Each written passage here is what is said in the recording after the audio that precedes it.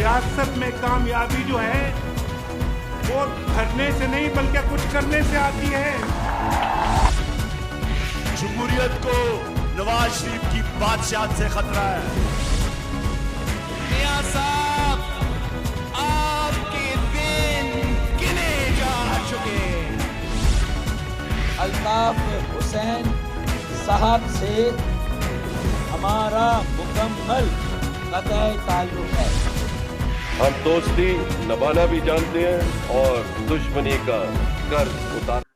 इब्तदा है रब्बे जलील के बाबरकत नाम से, जो दिलों के भेद खूब जानता है। देखती आंखों सुनते कानों को हाफिज नवीदुल हसन का सलाम। हस्बे दस्तूर में आपका मेज़बान हाफिज नवीदुल हसन।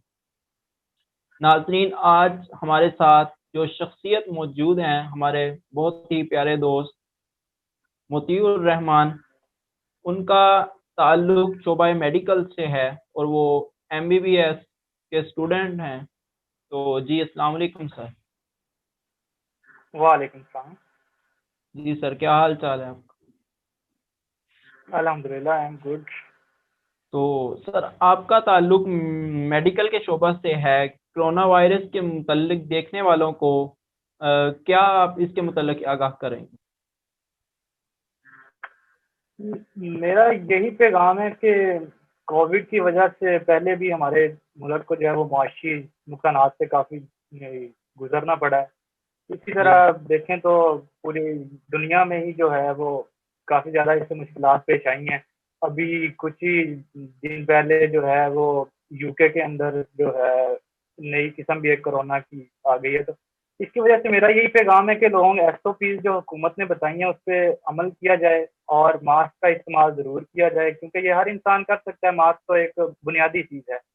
और इसी तरह जो गैदरिंग्स हैं आजकल काफ़ी ज़्यादा शादी का सीज़न है, तो इसमें कम से कम जो है वो गैदरिंग की जाए।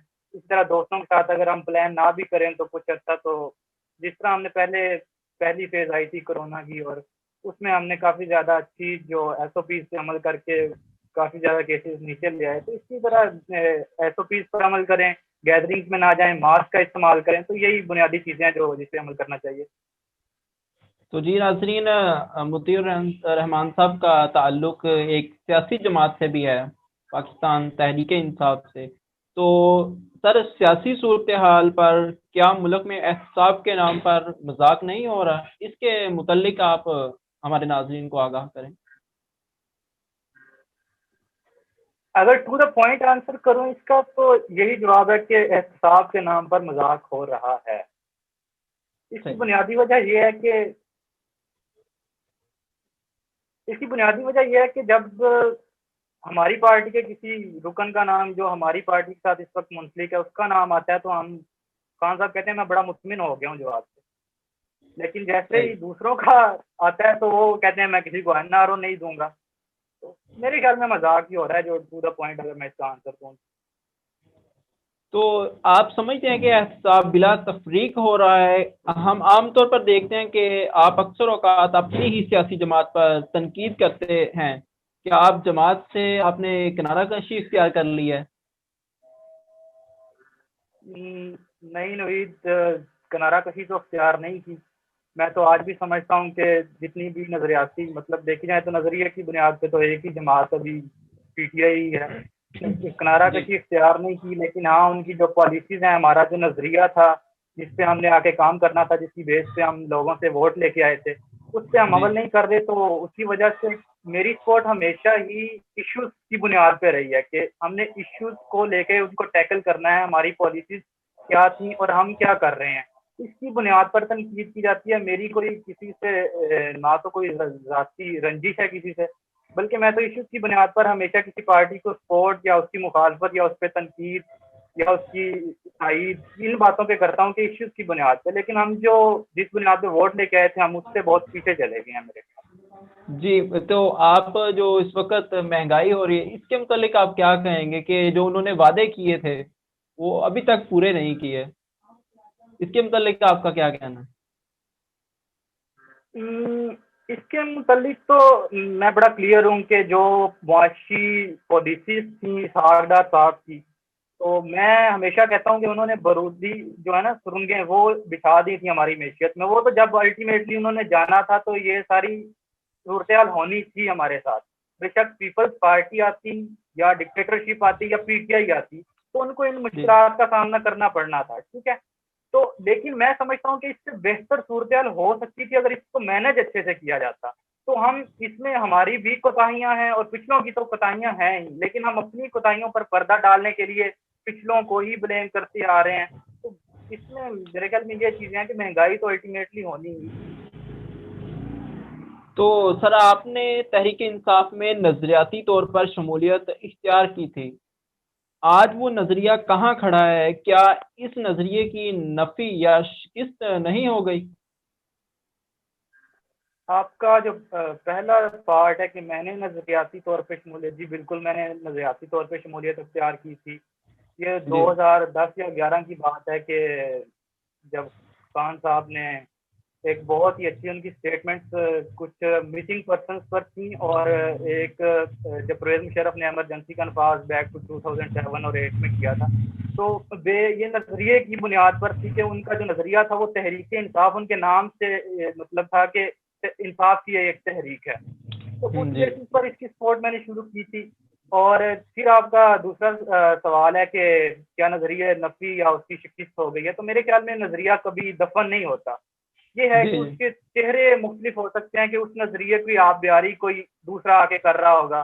तो मेरे ख्याल में नजरिया दफन नहीं होता या उसकी शिकस्त नहीं होती। हाँ लेकिन क्या होता है कि आप इसको जो भी नाम दे लें, सियासी मकासद कह लें, सियासी मजबूरियां कह लें, उसकी वजह से हम बैकफुट पे जरूर चले गए हैं। लेकिन मैं समझता हूँ कुछ लोग ऐसे हैं जो आज भी नजरिए के साथ खड़े हैं और उस नजरिए की आबियारी कर रहे हैं।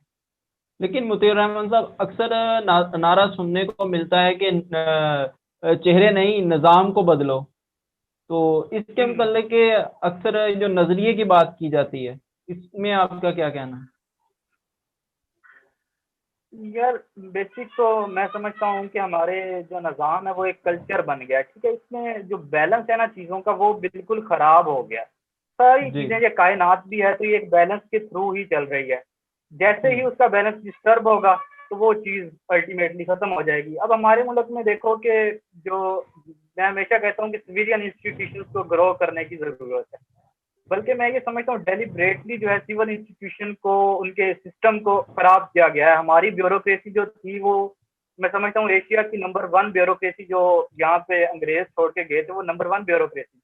लेकिन अल्टीमेटली उसको आहिस्ता आहिस्ता हर चीज़ को तबाह कर दिया गया। तो आज ब्यूरोक्रेसी का हाल आपके सामने है और सिविल इंस्टीट्यूशन बिल्कुल तो उनको जो होना चाहिए था वो नहीं किया गया ग्रो। और अल्टीमेटली फिर जब कोई चीज़ें इस तरह कमज़ोर रखी जाती हैं उन चीज़ों को तो आवाम तक उसका समर नहीं जाता। तो ये बैलेंस ठीक करना होगा कि हमारे जो इंस्टीट्यूशन है तो उनको उनमें बैलेंस लेके आना होगा पहले से, फिर तो निज़ाम को चेंजिंग। इसी तरह यही सॉफ्ट रेवोल्यूशन। तो सही सर, अपोजिशन की तहरीक पर आप क्या कहना चाहेंगे कि ये मुल्क के खिलाफ बैरूनी ताकतों की साजिश है जो ये तहरीकें चलाई जा रही हैं कि सब जमातें इकट्ठी हो गई हैं? मैं प्रीसाइज इसका आंसर दूंगा कि कोई साजिश नहीं है इसमें बैरूनी, ठीक है।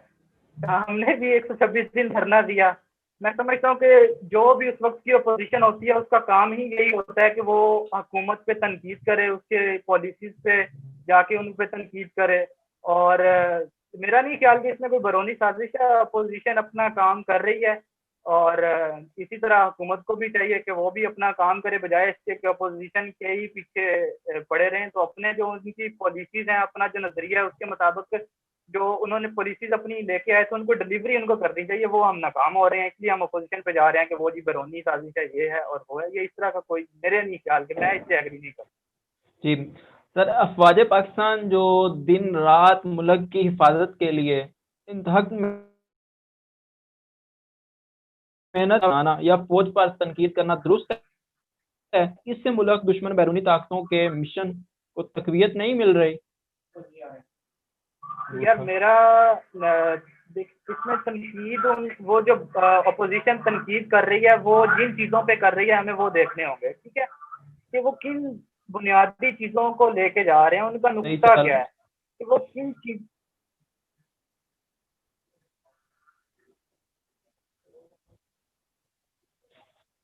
जी सर, अफवाज पाकिस्तान जो दिन रात मुल्क की हिफाजत के लिए इंतहक मेहनत कर रही है, फौज को मुतनाज़ा बनाना या फौज पर तनकीद करना दुरुस्त है क्या? इससे मुल्क दुश्मन बैरूनी ताकतों के मिशन को तकवीत नहीं मिल रही? यार, इसकी बड़ी गहरी एक वजह है कि क्यों तनकीद हो रही है। इसकी बुनियादी वजह यह है कि जब भी देखते हैं हम कि बुनियादी जो फ़ौज पाकिस्तान का जो किरदार है, वो एक अदारा है दिफा के लिए, जिसका काम मुल्क की सरहदों का दिफा है। हम जहाँ भी चले जाएं, मतलब जितने भी सिस्टम्स हैं, ग्लोबल सिस्टम्स हैं, उनमें अफवाज का किरदार वतन का दिफा होता है। उसका मुल्क के अंदर जो पॉलिसीज बनती हैं वो हमेशा डेमोक्रेट्स बनाते हैं, ठीक है, ये डेमोक्रेसी है। तो मेरे ख्याल में यहाँ पे जो मैं पहले भी बात कर चुका कि बैलेंस खराब है चीज़ों का। तो जब आप अपने दायरे से जो आपका काम है उसकी बजाय दायरे से निकल कर आप जब खेलेंगे ना, तो ऑब्वियसली आप पे तनकीद होगी, ठीक है। और मैं समझता हूँ कि जिन पॉइंट पर पीडीएम उन पे तनकीद कर रही है, इसका मौका हमने ही उन्हें फराहम किया है, ठीक है, हमारे ही कुछ लोगों ने फराहम किया है। अभी देखें आप कि पाकिस्तान को अगर हम कहते हैं 70 साल हो गए हैं बने हुए, तो वहाँ उतने सालों में डेमोक्रेसी कितने साल रही और डिक्टेटरशिप कितने साल रही है। मैं समझता हूँ 10 से 11 साल पहले, मतलब अयूब खान साहब 2-3 साल, उसमें याहिया साहब भी आ गए, जयाउल ने 11 साल, उसके बाद परवेज मुशर्रफ ने 10 साल। तो मेरा ख्याल है पीडीएम जो तनकीद कर रही है वो बेमंतक नहीं है, उसके नजदीक एक मंतक है उनकी कि वो कह रहे हैं कि उसको अपने दायरे में रहें, ठीक है। इसी तरह इलेक्टोरल प्रोसेस, हम बड़ी फैशनेबल एक टर्म है कि इलेक्टिबल्स की, वो इलेक्टिबल्स नहीं होते, वो इस निज़ाम का मैं समझता हूँ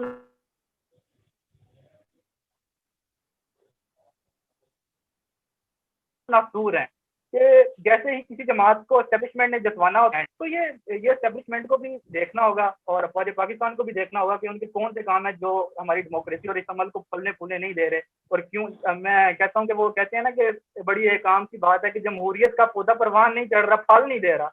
यार अब दूसरे दिन जब उस पौधे को उखाड़ के देखेंगे कि जड़ें इसने पकड़ी हैं या नहीं पकड़ी, वो पौधा तो अगले दिन लगाएंगे, फिर दूसरे दिन उसको उखाड़ के देखेंगे इसने जड़ें पकड़ी हैं या नहीं पकड़ी।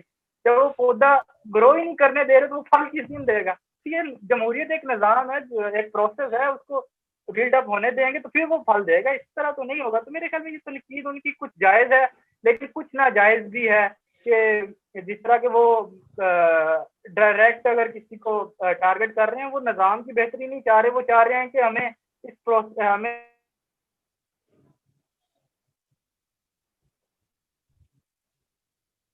जो है ना वो इक़्तिदार वापस दिया जाए कि क्यों नहीं अब आप इसमें। अच्छा सर, जो जमातें जमहूरियत की बात कर रही हैं, उनको काफ़ी दफ़ा इक़्तिदार मिल चुका है 70 सालों में, इससे 73 सालों में। तो उन्होंने कौन सा जमहूरी निज़ाम कायम कर लिया जो अब बात कर रहे हैं कि हमने जो है जमहूरी निज़ाम लाना है?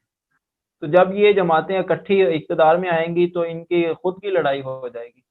तो इसके बारे में आपका क्या राय है इसके बारे में?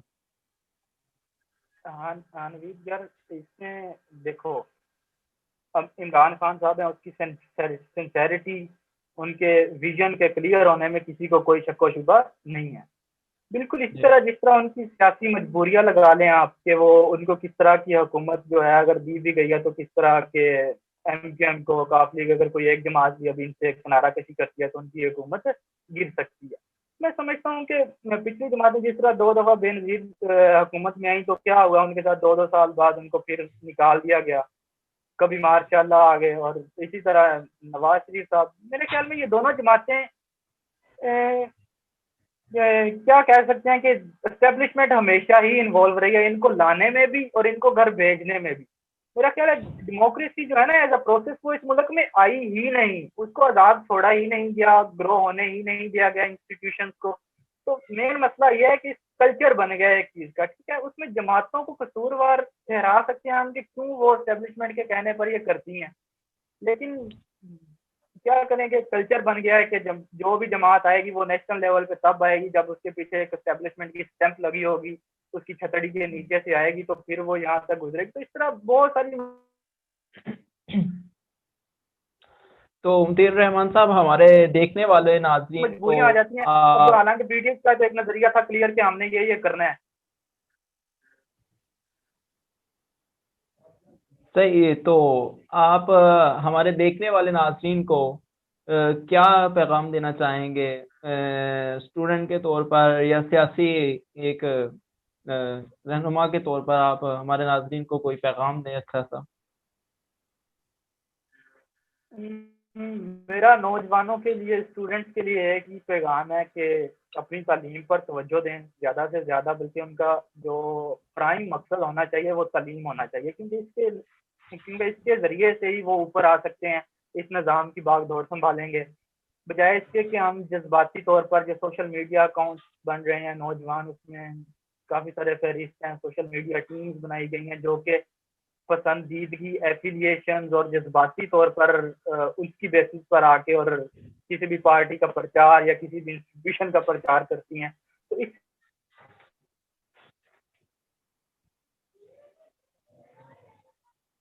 हटके हमें मंतक फिर ये इसी से हम मुल्क की तरक्की भी कर सकते हैं और इसके जो पिसा हुआ तबका है उसको भी उठा सकते हैं। यही एक बुनियादी रास्ता है कि हमें लॉजिक की तरफ आना होगा, मंतक की तरफ आना होगा, बजाय इससे कि हम जाती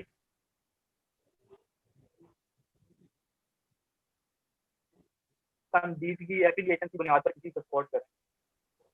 जी सर, आपका बहुत शुक्रिया कि आपने हम अपने कीमती वक्त में से टाइम दिया। तो जी नाजरीन, तो आप इंशाल्लाह हम नेक्स्ट प्रोग्राम के साथ आपकी खिदमत में हाजिर होंगे। इजाज़त दीजिए। अल्लाह हाफ़िज़। पाकिस्तान।